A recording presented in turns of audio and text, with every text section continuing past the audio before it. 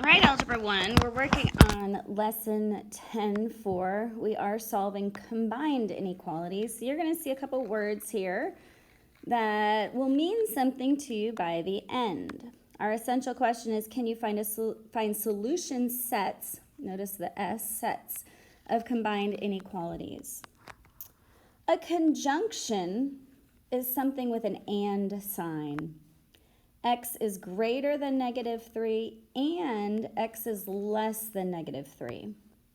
If I had to graph this, let's graph it. X is greater than -3. So I'm going to graph this first one in pink. X is greater than -3. So that's going to go to the right here. Do y'all see that? But the word and is a key word that we need to know. In the meantime, let's go ahead and graph the second part. It says X is less than or equal to. Well, less than or equal to, we're going to fill that guy in. And -3, we're going to go to the left. But because of this word and, if I said Joe and Susie walked out the door, both of them would have to leave for it to be fulfilled.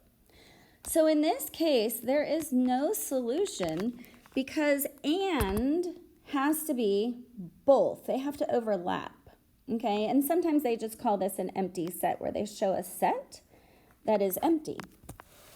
All right, let's move on to a disjunction. A disjunction says X is greater than -3 or. So our key word here is or. And it says X is less than or equal to -3. So I'm going to graph this one in blue. And it says X is greater than -3, so I'm going to put my -3. I have an open circle, and it's still going to go to the right. Well, the next one says X is less than or equal to -3, so that's the same thing where I'm going to go to the left.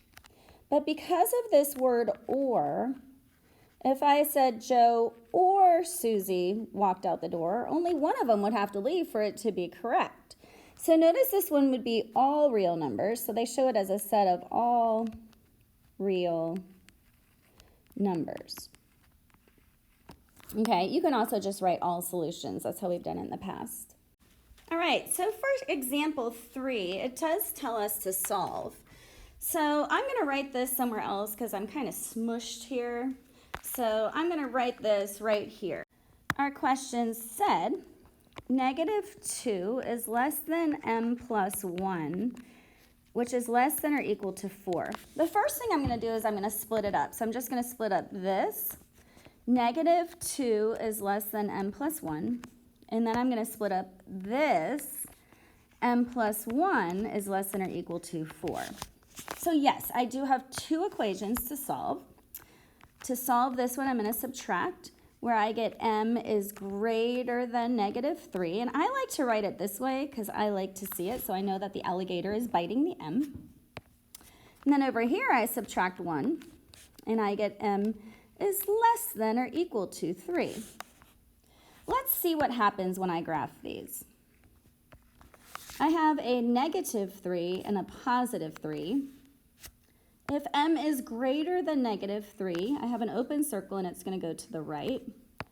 If m is less than or equal to +3, I have a closed circle and it's going to go to the left.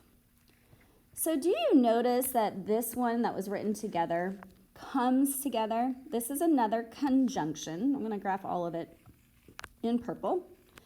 And it comes together like this. So the graph, the answer would be m is greater than -3 and m is less than or equal to -3. And remember, both of these overlap. The pink and the purple overlapped.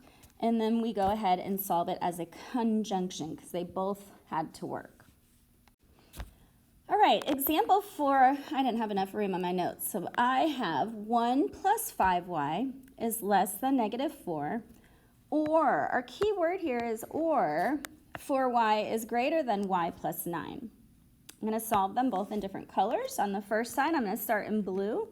In order to solve this one, I'm going to subtract 1 to each side. And I'm dividing by a +5, so I do not change the inequality. Y is less than -1. On the next side, I have 4y is greater than y plus 9. I'm going to subtract y to each side. I have 3y is greater than 9. Divide each side by a positive 3. Y is greater than 3. So when I graph this, I have a negative 1, a positive 3. Y is less than negative 1, an open circle going to the left. Y is greater than 3, an open circle going to the right. So the real numbers less than negative 1 or greater than 3 fulfill this statement, and I show the graph like so, where the open circle is at negative 1, the open circle is at 3, and they're splitting up. So remember, OR can just have one answer. See how there's one answer here and one answer here? Let's just look back at the ands. The ands had a double answer. So notice the pink was here and the purple. So notice they overlap. We're going to work a lot more on this in Algebra 2. As of right now for Algebra 1, it's going to stay quite simple. Let's try one more. Let's work on example 5. Example 5 says negative 5 is less than m plus 3, which is less than or equal to 1. The first thing I'm going to do is split it up. Negative 5 is less than m plus 3. Split it up. M plus 3 is less than or equal to 1. When I solve the blue one, I'm going to subtract 3 from each side. So negative 8 is less than m. I write it this way. M is greater than negative 8. When I subtract 3 to each side, I have m is less than or equal to negative 2. So this should, because it's together, this should be a conjunction, meaning they're going to come together. Let's go ahead and start graphing. I know negative 2 is larger than negative 8. M is greater than negative 8. I have an open circle going to the right because those are the numbers larger than negative 8. M is less than or equal to negative 2. I have a closed circle going to the left. Notice I don't continue to go past the negative 8. It has to stop because m is between negative 8 and negative 2. It is a conjunction. So negative 2 and the real numbers between negative 8 and negative 2. So the real numbers between negative 8 and negative 2, where negative 2 is included. That's how that is stated. So you can show your answers just like this with the graph.